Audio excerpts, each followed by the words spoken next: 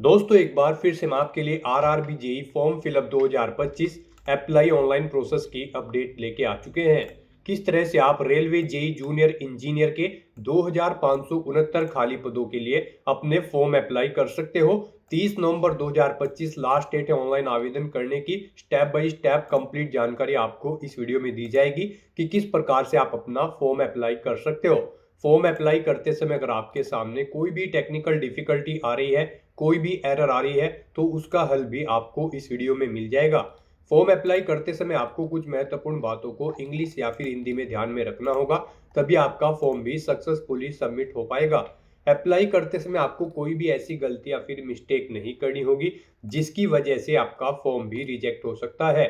Form apply करते समय आप अपना आधार वेरिफिकेशन किस प्रकार से करोगे, कैसे डिजी लॉकर अकाउंट क्रिएट करोगे, किस तरह से आप अपना पैन वेरिफिकेशन करोगे, आवेदन करने की आपकी डेट क्या रहेगी, क्या प्रोसीजर रहेगा, आवेदन करते समय आप अपनी क्वालिफिकेशन की डिटेल किस तरह से दोगे, किस तरह आप अपनी पोस्ट या फिर जोन प्रेफरेंस सेट करोगे, किस तरह से आपको अपना लाइव फोटो कैप्चर करना होगा, डॉक्यूमेंट सिग्नेचर कैसे और कितने केबी में आपको अपलोड करने होंगे, फीस पेमेंट करते हुए रजिस्ट्रेशन से लेकर प्रिंट तक आपको किस प्रकार से अपना फॉर्म अप्लाई कर लेना होगा। पूरी जानकारी के लिए आपको ये वीडियो शुरू से लेके एंड तक बिना स्किप किए हुए देखनी होगी। इस वीडियो को पूरा देखने पर ही आपके सभी सवाल और डाउट क्लियर होंगे। तो चलिए दोस्तों, बिना कोई वक्त गंवाए शुरू करते हैं आरआरबी जेई फॉर्म फिलअप की पूरी जानकारी।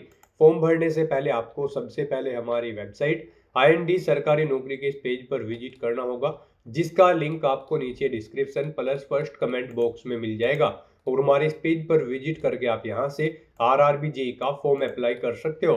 Indian railway railway recruitment board RRB भारतीय रेलवे की ओर से जूनियर इंजीनियर जेई की पोस्ट निकली हुई है। साथ में depot material superintendent chemical and metallurgical assistant की पोस्ट है। 2569 वैकेंसीज है। 30 नवंबर तक आप अपना फॉर्म अप्लाई कर सकते हो। लास्ट डेट ऑनलाइन आवेदन करने की 30 नवंबर है। 35,400 सैलरी है प्रति माह के लिए। इंजीनियरिंग डिप्लोमा डिग्री से आप अप्लाई कर सकते हो। 18 से 33 वर्ष आयु सीमा है। यूआर ओबीसी कैटेगरी के लिए 500 रुपए फीस, इसमें 400 रिफंड कर दी जाएगी। SC/ST फीमेल के लिए 250 है, जो कि टोटल रिफंड कर दी जाएगी। ऑनलाइन मोड से आप फीस पेमेंट करोगे। Computer based test, CBT document verification और मेडिकल एग्जामिनेशन के आधार पर आपका सिलेक्शन होगा। ऑनलाइन अप्लाई कर सकते हो। ऑल इंडिया से अप्लाई कर सकते हो। indianrailways.gov.in और rrbapply.gov.in इसकी ऑफिशियल वेबसाइट है, जिससे आप फॉर्म अप्लाई कर सकते हो। इंपोर्टेंट लिंक सेक्शन के अंतर्गत इंग्लिश नोटिफिकेशन पीडीएफ या फिर हिंदी नोटिफिकेशन पीडीएफ लिंक पर क्लिक करके आप इसकी हिंदी की या फिर इंग्लिश की पीडीएफ डाउनलोड कर सकते हो, जिसके अंतर्गत आपको कंप्लीट डिटेल देखने को मिल जाएगी। जैसे कि आपकी आवेदन करने की डेट है, कब से कब तक आप अपना करेक्शन करोगे, क्या सैलरी आपको दी जाएगी, एज लिमिट, क्वालिफिकेशन आपकी क्या रहेगी, क्या आपकी पोस्ट वाइज वैकेंसीज की इंफॉर्मेशन है। साथ ही साथ यहाँ पर आपको एज रिलैक्सेशन की इंफॉर्मेशन यहाँ पर देखने को मिल जाएगी। फीस पेमेंट की इंफॉर्मेशन, एग्जामिनेशन पैटर्न आपको यहाँ पर दिया गया है, आप पैटर्न चेकआउट कर ले। साथ ही साथ सब्जेक्ट वाइज, टॉपिक वाइज आप यहाँ से सिलेबस भी रीड आउट कर सकते हो। पूरा सिलेबस आपको टॉपिक वाइज दे दिया गया है। फॉर्म अप्लाई करते समय आप अपना अकाउंट किस प्रकार से क्रिएट करोगे, कैसे आप अपना वेरिफिकेशन करोगे, ऑनलाइन आवेदन करते समय आपको लाइव फोटो कैप्चर कैसे करना होगा, कैसे आपको अपने डॉक्यूमेंट सिग्नेचर, कितने केबी में आपको ये सभी डॉक्यूमेंट्स अपलोड करने होंगे, पूरी प्रक्रिया आपको इस पीडीएफ में यहाँ पर दिखा दी गई है। साथ ही साथ आरआरबी वाइज वेबसाइट आपको यहाँ पर दी गई है। यहाँ पर आपको पोस्ट वाइज इसमें क्वालिफिकेशन की डिटेल दे दी गई है। डिपार्टमेंट वाइज आप यहाँ से क्वालिफिकेशन की जानकारी चेकआउट कर ले। देन उसके बाद आपको यहाँ पर इसमें जोन वाइज वैकेंसीज की पूरी जानकारी दे दी गई है। आप यहाँ से अलग अलग जोन के लिए वैकेंसी चेकआउट कर सकते हो। तो ऑनलाइन आवेदन करने से पहले आपको ये ऑफिशियल नोटिफिकेशन की पीडीएफ पूरा पढ़ना अनिवार्य है। इसको पूरा पढ़ने से ही आपके सभी सवाल और डाउट क्लियर होंगे। पीडीएफ रीड आउट करने के बाद में आपको अप्लाई ऑनलाइन के इस लिंक पर क्लिक करना होगा, तो आपके सामने ऑनलाइन आवेदन करने का ये ऑफिशियल पोर्टल ओपन हो जाएगा। गाइस, यहाँ पर अगर आपने इस पोर्टल के थ्रू पहले भी रेलवे की किसी भर्ती के लिए अप्लाई कर रखा है, तो आपने यहाँ पर अपना अकाउंट क्रिएट कर रखा होगा। तो यहाँ पर बस अब आपको लॉगिन करना है। लॉगिन की स्टेप पर क्लिक करते हुए और अपना फॉर्म अप्लाई करना है। लॉगिन की स्टेप पर आप जब क्लिक करेंगे, आपके सामने लॉगिन करने के लिए दो ऑप्शन शो होंगे। यहाँ पर आप आधार के थ्रू लॉगिन कर सकते हो या फिर आप अपने आरआरबी अकाउंट की डिटेल्स प्रोवाइड करते हुए यहाँ पर आप लॉगिन कर सकते हो और अपना फॉर्म अप्लाई कर सकते हो। और गाइज अगर आप इस पोर्टल के थ्रू फर्स्ट टाइम अप्लाई करने जा रहे हो किसी भी भर्ती के लिए रेलवे की, तो सबसे पहले यहाँ पर आपको अपना अकाउंट क्रिएट करना होगा। उसके लिए आपको यहाँ पर क्रिएट एन अकाउंट की टैब दी गई है, आप इस पर क्लिक करें। फिर यहाँ पर आपके सामने कुछ इस तरह से इंटरफेस ओपन होगा। यहाँ पर आपको बताया गया है कि अगर आपने 2024 या फिर 25 में आरआरबी की भर्ती के लिए अप्लाई कर रखा है तो फिर यहाँ पर आपको रजिस्ट्रेशन की जरूरत नहीं है, अदरवाइज यहाँ पर आपको रजिस्ट्रेशन करना होगा। तो यहाँ पर आप ओके करें और यहाँ पर अब आप अपनी बेसिक डिटेल्स प्रोवाइड करते हुए अपना रजिस्ट्रेशन कंप्लीट कर लें। सबसे पहले यहाँ पर आपको अपनी नेशनलिटी सेलेक्ट करनी है, उसके बाद यहाँ पर आपको अपनी पर्सनल इन्फॉर्मेशन देनी है। यहाँ पर आपको सबसे पहले अपना फुल नेम एंटर करना है, उसे रिटाइप करके कंफर्म कर लेना है। उसके बाद आपसे पूछा गया कि क्या आपने कभी अपना नाम चेंज किया है, अगर किया है तो आप यस ऑप्शन सेलेक्ट करेंगे। और फिर यहाँ पर आप जब आपके डॉक्यूमेंट वेरीफाई होंगे उस समय आपको गैजेटेड नोटिफिकेशन या फिर रिलीवेंट लीगल डॉक्यूमेंट शो करना होगा अब आपके नाम चेंज का। और अगर आपने कभी नाम चेंज नहीं किया है तो सिंपली यहाँ पर आपको नो ऑप्शन सेलेक्ट करना है।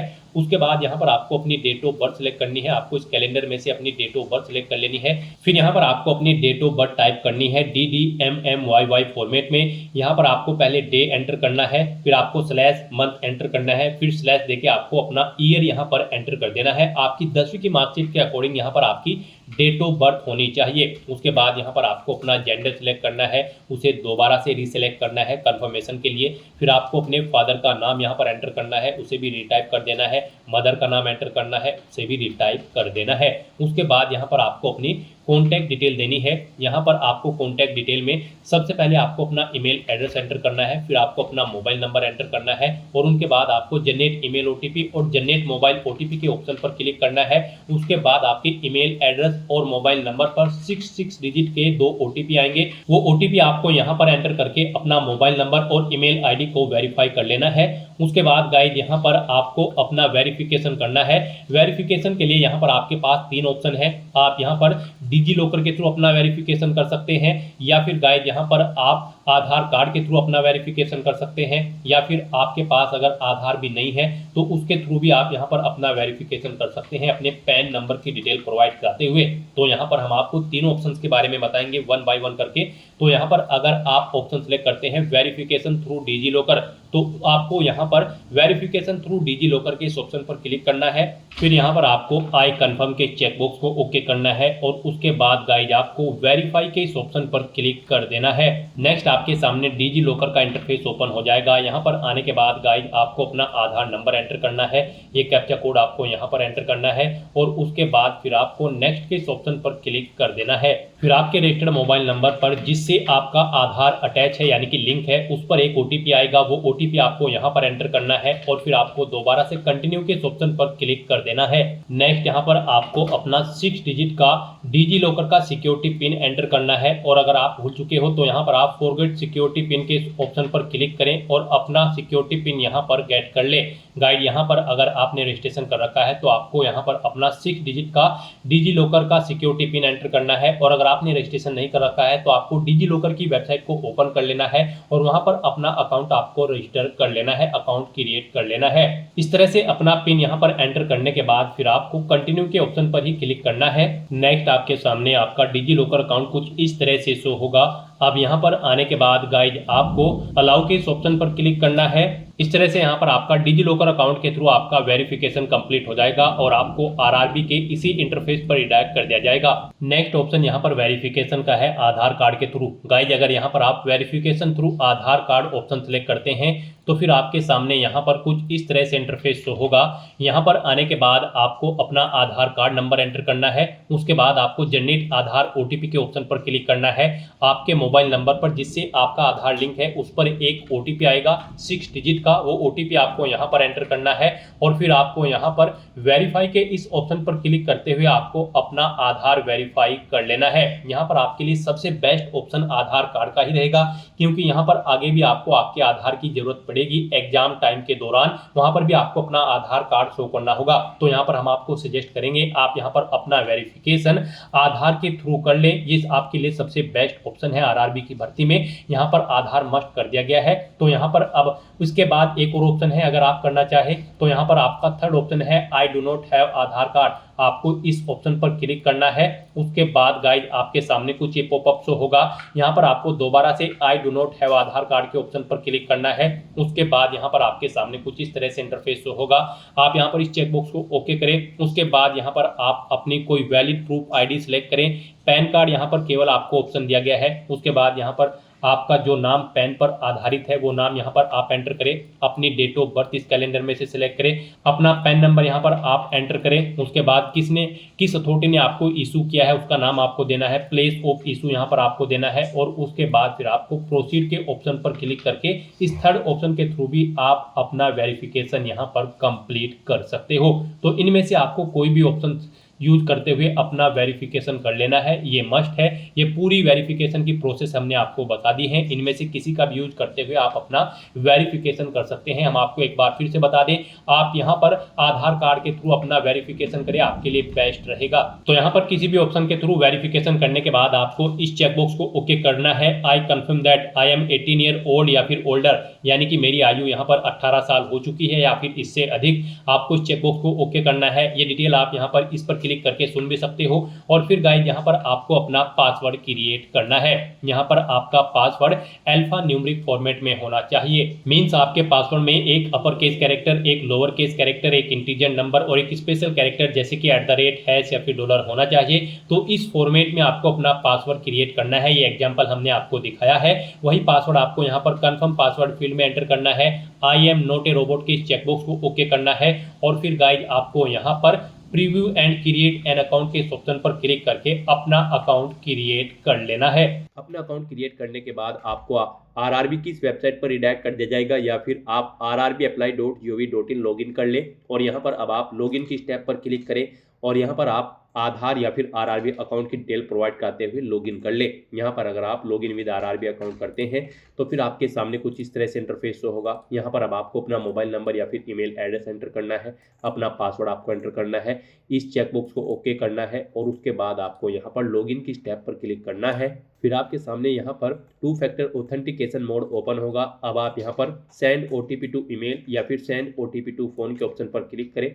उसके बाद आपकी ईमेल या फोन पर एक ओटीपी जाएगा। वो ओटीपी आपको यहाँ पर एंटर करना है और उसके बाद आपको फिर यहाँ पर लॉगिन की स्टेप पर क्लिक करते हुए अपने डैशबोर्ड में लॉगिन कर लेना है। फिर यहाँ पर आपको आपके डैशबोर्ड में रिडायरेक्ट कर दिया जाएगा। अब यहाँ पर अपना फॉर्म अप्लाई करने के लिए आपको ऑनलाइन एप्लीकेशन की स्टेप पर क्लिक करना है या फिर यहाँ पर आपको एक और ऑनलाइन एप्लीकेशन की ये टैब दी गई है। आप इनमें से किसी भी टैब पर क्लिक करें। नेक्स्ट आपके सामने कुछ इस तरह से इंटरफेस शो होगा। अब गाइस यहाँ पर आपको CEN 5/2025 recruitment for the post of junior engineer के इस सेक्शन में आना है। और यहाँ पर आने के बाद गाइस आपको सबसे पहले अपना बोर्ड सेलेक्ट करना है, जिस बोर्ड के लिए आप अप्लाई करना चाहते हैं। इन दोनों चेकबॉक्सेस को आपको ओके करना है और फिर आपको यहाँ पर नेक्स्ट के इस ऑप्शन पर क्लिक करना है। नेक्स्ट आपके सामने कुछ इस तरह से इंटरफेस ओपन होगा। अब यहाँ पर आपको अपनी पर्सनल डिटेल देनी है। कुछ डिटेल यहाँ पर आपको ऑटोमेटिकली फिर मिल जाएगी जो आपने रजिस्ट्रेशन टाइम पे प्रोवाइड कराई थी। बस यहाँ पर अब आपको अपना मैरिटल स्टेटस बताना है, आप मैरिड हो या फिर अनमैरिड। अपना रिलीजन आपको सिलेक्ट करना है, अपनी मातृभाषा आपको सिलेक्ट करनी है। यहाँ पर आप अपना एग्जाम किस लैंग्वेज में चाहते हैं वो लैंग्वेज यहाँ पर आपको सिलेक्ट कर लेनी है। आपकी बॉडी पर कहीं कोई कट या तिल का निशान है तो उस पैलेस का नाम यहाँ पर आपको देना है। 2 पैलेस के नाम यहाँ पर आपको देने होंगे, नहीं है तो आप नो मार्क एंटर करेंगे। फिर यहाँ पर आपको अपनी कम्युनिटी की डिटेल देनी है। आप यहाँ पर जिस भी कम्युनिटी से बिलोंग करते हैं उसे सिलेक्ट करें। उसके बाद अगर आप रिजर्व कैटेगरी से बिलोंग करते हैं तो आपको अपनी कास्ट का नाम यहाँ पर देना है। कम्युनिटी सर्टिफिकेट नंबर देना है, किसने आपको इशू कराया है आपका कास्ट सर्टिफिकेट। उस डेजिग्नेशन रैंक के अधिकारी को यहाँ पर आपको सिलेक्ट कर लेना है। उसके बाद यहाँ पर कब इशू हुआ है आपको वो डेट सिलेक्ट करनी है। क्या आप फ्री ट्रेवल पास चाहते हैं यहाँ पर एग्जाम में पार्टिसिपेट करने के लिए, अगर चाहते हैं तो यस करें। अपना नियरेस्ट रेलवे स्टेशन का नाम यहाँ पर दें और फिर गाइड यहाँ पर आप अपना कास्ट सर्टिफिकेट अपलोड कर दें। उसके लिए आपको यहाँ पर अपलोड डॉक्यूमेंट के ऑप्शन पर क्लिक करना है, फाइल को सिलेक्ट कर लेना है और अपना कास्ट सर्टिफिकेट यहाँ पर आपको अपलोड कर देना है। उसका साइज यहाँ पर 400 KB से कम होना चाहिए और PDF फॉर्मेट में आपका ये डॉक्यूमेंट होना चाहिए। फिर यहाँ पर आपको अपने एड्रेस की डिटेल देनी है। यहाँ पर आपको अपना प्रेजेंट एड्रेस एंटर कर देना है। उसके बाद यहाँ पर आपको अपना परमानेंट एड्रेस एंटर करना है और अगर आपका परमानेंट एड्रेस आपके प्रेजेंट एड्रेस के अकॉर्डिंग सेम है तो आप यहाँ पर इस चेकबॉक्स को ओके कर देंगे। ऑटोमेटिकली आपका परमानेंट एड्रेस आपके प्रेजेंट एड्रेस के अकॉर्डिंग यहाँ पर फिल हो जाएगा। और उसके बाद गाइज फिर यहाँ पर आपको सेव के इस ऑप्शन पर क्लिक करके अपनी डिटेल सेव कर देनी है और फिर आपको नेक्स्ट के इस ऑप्शन पर क्लिक कर देना है। नेक्स्ट यहाँ पर आपको अपनी कुछ और डिटेल्स प्रोवाइड करनी है। यहाँ पर आपसे पूछा गया है कि क्या आप ये एक सर्विसमैन हैं, अगर हैं तो आप यस करेंगे और यहाँ पर आप बताएंगे किस में आपने सर्विस की है, आर्मी, नेवी या फिर एयरफोर्स, अपनी रैंक देंगे, डेट ऑफ एंट्री देंगे और फिलहाल भी अगर आप कर रहे हैं तो यस करेंगे, नहीं तो नो ऑप्शन सेलेक्ट करेंगे और इन डिटेल्स के अकॉर्डिंग यहाँ पर आपकी सर्विस की लेंथ कैलकुलेट करके आपको शो कर दी जाएगी। और अगर आप ये एक सर्विसमैन नहीं है तो सिंपली यहाँ पर आप नो ऑप्शन सेलेक्ट करेंगे। फिर आपसे पूछा गया है कि क्या आप पर्सन विद बेंचमार्क डिसेबिलिटी यानी कि PWBD कैंडिडेट हैं, अगर हैं तो आप यस करेंगे। डिसेबिलिटी कैटेगरी अपनी सिलेक्ट करेंगे, सब डिसेबिलिटी कैटेगरी सिलेक्ट करेंगे। उसके बाद यहाँ पर आप अपनी डिसेबिलिटी की परसेंटेज देंगे, कितने परसेंट आपको डिसेबिलिटी है। PWBD सर्टिफिकेट का नंबर आपको देना होगा, कब इशू हुआ है वो डेट आपको सिलेक्ट करनी होगी और फिर यहाँ पर आपको अपना UDID नंबर देना होगा। और अगर आप यहाँ पर PWBD कैंडिडेट नहीं है तो आप सिंपली नो ऑप्शन सेलेक्ट करेंगे। फिर यहाँ पर आपसे पूछा गया कि क्या आपको एग्जाम टाइम के दौरान स्क्राइब की जरूरत पड़ेगी, अगर पड़ेगी तो आप यस करेंगे। आई अंडरस्टैंड एंड आई रीड के इस ऑप्शन पर क्लिक करेंगे इन डिटेल्स को रीड आउट करने के बाद और फिर यहाँ पर आपको बताना है यस, आपको एक बार फिर से ऑप्शन सेलेक्ट करना होगा और फिर I understand and I agree के इस ऑप्शन पर क्लिक करना होगा। और अगर आपको स्क्राइब की जरूरत नहीं है तो आप सिंपली यहाँ पर नो ऑप्शन सेलेक्ट करेंगे। उसके बाद यहाँ पर आपसे पूछा गया है कि क्या आप इकोनॉमिकली बैकवर्ड क्लास से हैं, अगर हैं तो आप यस करेंगे और फिर यहाँ पर आप उसकी डिटेल प्रोवाइड कराएंगे। यहाँ पर आपके पास किस टाइप का डॉक्यूमेंट है जो शो करेगा कि आप यहाँ पर इकोनॉमिकली बैकवर्ड क्लास से हैं। EBC सर्टिफिकेट है, इज्जत MST इशूड है या फिर BPL कार्ड है, आप ऑप्शन सेलेक्ट करें। किसने आपको इशू कराया है ये डॉक्यूमेंट वो यहाँ पर आपको सिलेक्ट करना है। अपना सर्टिफिकेट का नंबर देना है, कब इशू हुआ है वो डेट आपको सिलेक्ट करनी है। और अगर आप EBC कैंडिडेट नहीं है तो सिंपली यहाँ पर आप नो ऑप्शन सेलेक्ट करेंगे। उसके बाद यहाँ पर आपसे पूछा गया है कि क्या आप रेलवे में सर्विस करते हैं, अगर करते हैं तो आप यस ऑप्शन सेलेक्ट करेंगे। और उसके बाद गाइज फिर यहाँ पर आप बताएंगे कि क्या आपके पास NOC है कंट्रोलिंग ऑफिसर की, यहाँ पर आप यस या नो करें। अपनी कैटेगरी सिलेक्ट करें, किस कैटेगरी में आप कार्यरत है रेलवे की। उसके बाद प्लेस ऑफ वर्किंग डे, अपनी यहाँ पर यूनिट या जोन सेलेक्ट करें जिसमें आप कार्यरत हैं। और गाइज अगर आप यहाँ पर रेलवे में कार्यरत नहीं है तो आप सिंपली नो ऑप्शन सेलेक्ट करेंगे। फिर यहाँ पर आपसे पूछा गया कि क्या आप करंट में एम्प्लॉय हैं, यहाँ पर किसी सेंट्रल गवर्नमेंट, स्टेट गवर्नमेंट या फिर पब्लिक सेक्टर अंडरटेकिंग्स में अगर हैं तो आप ऑप्शन सेलेक्ट करें और उसकी डिटेल यहाँ पर आप प्रोवाइड करा दें। यानी कि यहाँ पर आपको ऑर्गेनाइजेशन का नाम देना होगा, कब से कब तक आप कार्यरत थे या फिलहाल भी आप कार्यरत है वो यहाँ पर आपको बताना होगा। और गाइज अगर आप फिलहाल यहाँ पर करंट में एम्प्लॉय नहीं है तो आपको सिंपली यहाँ पर नॉट एप्लीकेबल ऑप्शन सेलेक्ट करना है। फिर यहाँ पर आपको अपनी बैंक डिटेल प्रोवाइड करनी है फीस रिफंड के लिए। यहाँ पर आपको अपना नाम एंटर करना है, अकाउंट होल्डर का नाम। फिर यहाँ पर आपको अपना बैंक अकाउंट नंबर एंटर करना है, उसे एक बार फिर से एंटर करके कंफर्म कर लेना है। यहाँ पर फिर आपको अपने बैंक का FSC कोड एंटर करना है, कंफर्म के इस ऑप्शन पर क्लिक करना है। फिर आपके बैंक का नाम और एड्रेस यहाँ पर ऑटोमेटिकली फैच करके आपको शो कर दिया जाएगा। इस तरह से अपनी डिटेल प्रोवाइड करने के बाद गाइज फिर आपको सेव के इस ऑप्शन पर क्लिक करके अपनी ये सभी डिटेल सेव कर देनी है और फिर आपको नेक्स्ट के इस ऑप्शन पर क्लिक करना है। नेक्स्ट यहाँ पर आपको अपनी एजुकेशनल क्वालिफिकेशन की डिटेल प्रोवाइड करनी है। सबसे पहले यहाँ पर आपको अपनी 10वीं क्लास की डिटेल प्रोवाइड करनी होगी। इस भर्ती में पार्टिसिपेट करने के लिए आपके पास इंजीनियरिंग डिग्री या फिर डिप्लोमा होना रिक्वायर्ड है। तो यहाँ पर सबसे पहले आप 10वीं क्लास की डिटेल प्रोवाइड करें। यहाँ पर आप स्पेल्सिंग के ऑप्शन पर क्लिक करेंगे और यहाँ पर आप अपनी 10वीं क्लास की डिटेल प्रोवाइड कराएंगे। अगर पहले से दे रखी है तो आप इसे अपडेट कर सकते हैं। यहाँ पर गाइज आपको अपनी क्वालिफिकेशन का टाइप सेलेक्ट कर लेना है। उसके बाद आपको स्टेट सेलेक्ट करना है, जिस स्टेट से आपने अपनी 10वीं क्लास पास आउट की है। क्वालिफिकेशन में आपको मैट्रिकुलेशन/SSLC सेलेक्ट करना होगा। फिर यहाँ पर आपको अपना डिस्ट्रिक्ट सेलेक्ट करना है, बोर्ड का नाम देना है जिस बोर्ड से आपने अपनी 10वीं क्लास पास आउट की है। पासिंग डेट आपको इस कैलेंडर के ऑप्शन पर क्लिक करके सिलेक्ट कर लेनी है, कब आपने अपनी 10वीं क्लास पास आउट की है। 10वीं का रोल नंबर यहाँ पर आपको अपना एंटर करना है और अपने सर्टिफिकेट का सीरियल नंबर भी यहाँ पर आपको 10वीं के एंटर कर देना है। और उसके बाद फिर आपको यहाँ पर अपडेट के इस ऑप्शन पर क्लिक करके अपनी डिटेल यहाँ पर अपडेट कर देनी है। फर्स्ट टाइम दे रहे हो तो फिर यहाँ पर आपको ऐड का ऑप्शन मिलेगा, आप अपनी 10वीं की क्लास की डिटेल यहाँ पर ऐड कर दें। और उसके बाद फिर गाइज यहाँ पर आपको अपनी डिग्री या फिर डिप्लोमा की डिटेल प्रोवाइड करनी है। यहाँ पर आपने डिग्री कर रखी है इंजीनियरिंग की या फिर बैचलर ऑफ साइंस की आपके पास डिग्री है या फिर आपके पास 3 साल का डिप्लोमा है इंजीनियरिंग का, आप अपने अकॉर्डिंग ऑप्शन सेलेक्ट करेंगे और उसकी डिटेल प्रोवाइड कराएंगे। जैसा कि हम आपको ऑलरेडी बता चुके हैं, इस भर्ती में पार्टिसिपेट करने के लिए जेई की इस पोस्ट पर अप्लाई करने के लिए आपके पास इंजीनियरिंग की डिग्री या फिर डिप्लोमा होना जरूरी है। तो यहाँ पर आप अपने अकॉर्डिंग ऑप्शन सेलेक्ट करें। मान लीजिए अगर आपके पास इंजीनियरिंग की डिग्री है तो आप degree in engineering option select करेंगे। उसके बाद यहाँ पर आप डिसिप्लिन सेलेक्ट करेंगे, जिस डिसिप्लिन के अंतर्गत आपके पास यहाँ पर इंजीनियरिंग की डिग्री है। उसके बाद यहाँ पर आपको कोर्स का नाम देना होगा जो कि आपके सर्टिफिकेट पर है। फिर यहाँ पर आपको अपना स्टेट सेलेक्ट करना होगा, जिस स्टेट से आपने अपनी इंजीनियरिंग डिग्री की है। डिस्ट्रिक्ट सेलेक्ट करना है उसका। फिर यहाँ पर आपको यूनिवर्सिटी का नाम देना है, जिस यूनिवर्सिटी से आपने अपनी ये डिग्री पास आउट की है। फिर आपको पासिंग डेट यहाँ पर सिलेक्ट कर लेनी है अपनी डिग्री या फिर डिप्लोमा की, जब आपने पास आउट की है। अपनी परसेंटेज यहाँ पर आपको एंटर करनी है, कितने परसेंट मार्क्स आपने इसमें ऑब्टेन किए हैं। इस तरह से अपने डिटेल प्रोवाइड करने के बाद फिर आपको ऐड के इस ऑप्शन पर क्लिक करके अपनी डिटेल ऐड कर देनी है। और फिर गाइस यहाँ पर आपको अपनी डिटेल सेव करते हुए नेक्स्ट के ऑप्शन पर क्लिक करना है।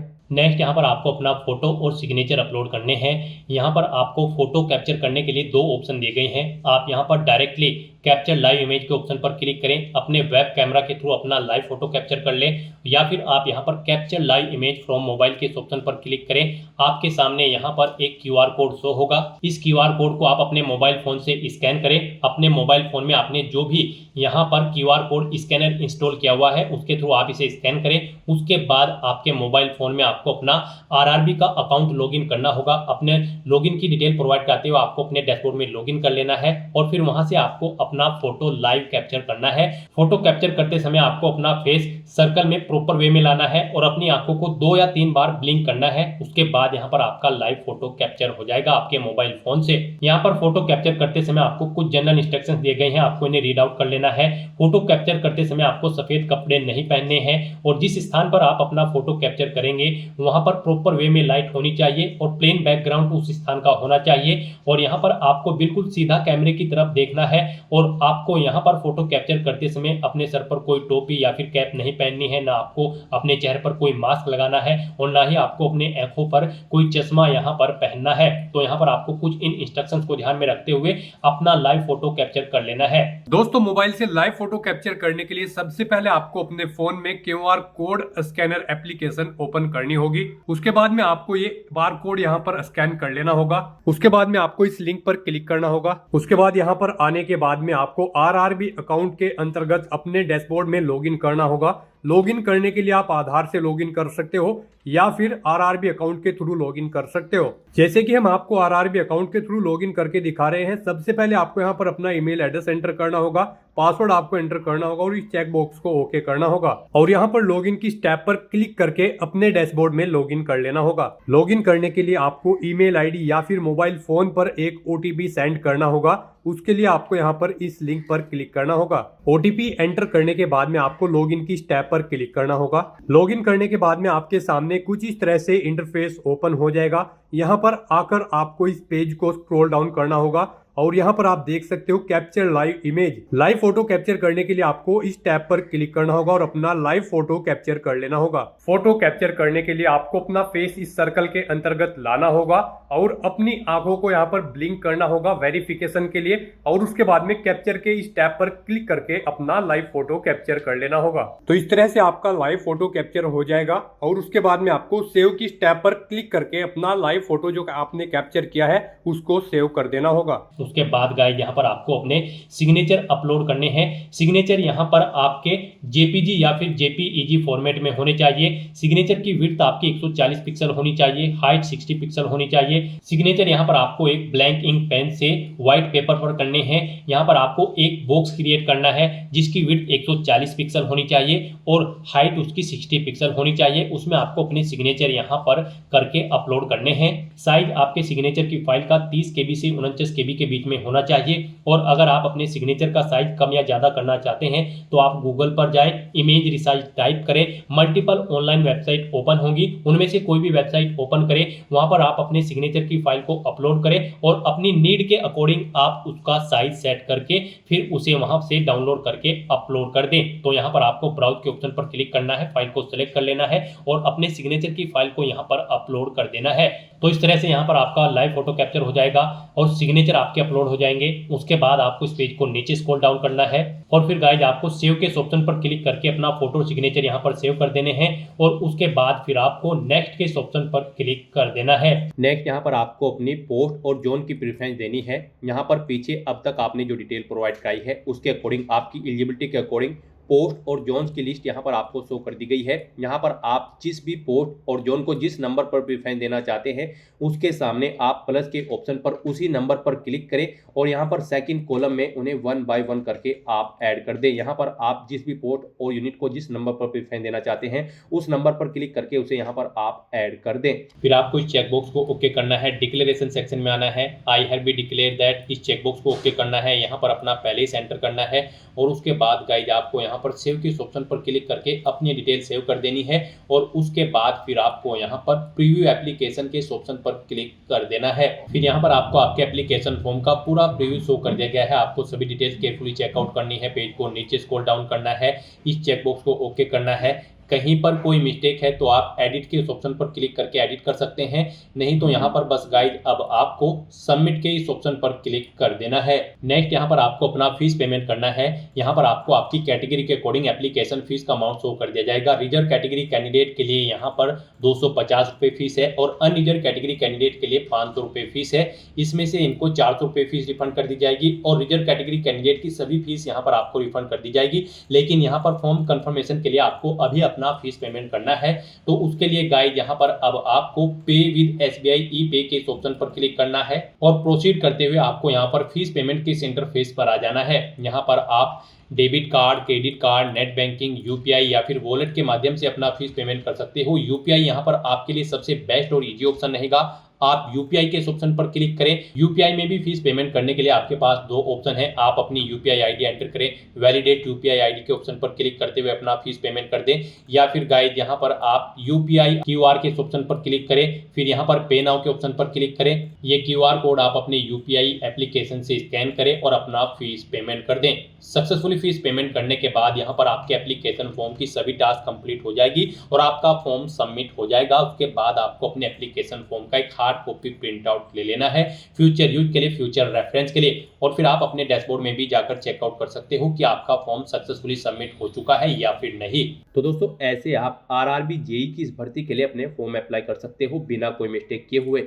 आज की इस वीडियो में बस इतना ही। आई होप ये वीडियो आपको पसंद आई होगी। अगर पसंद आई हो तो इसे लाइक और शेयर करें, चैनल पर नए हो तो इसे सब्सक्राइब कर लें। Thanks for watching.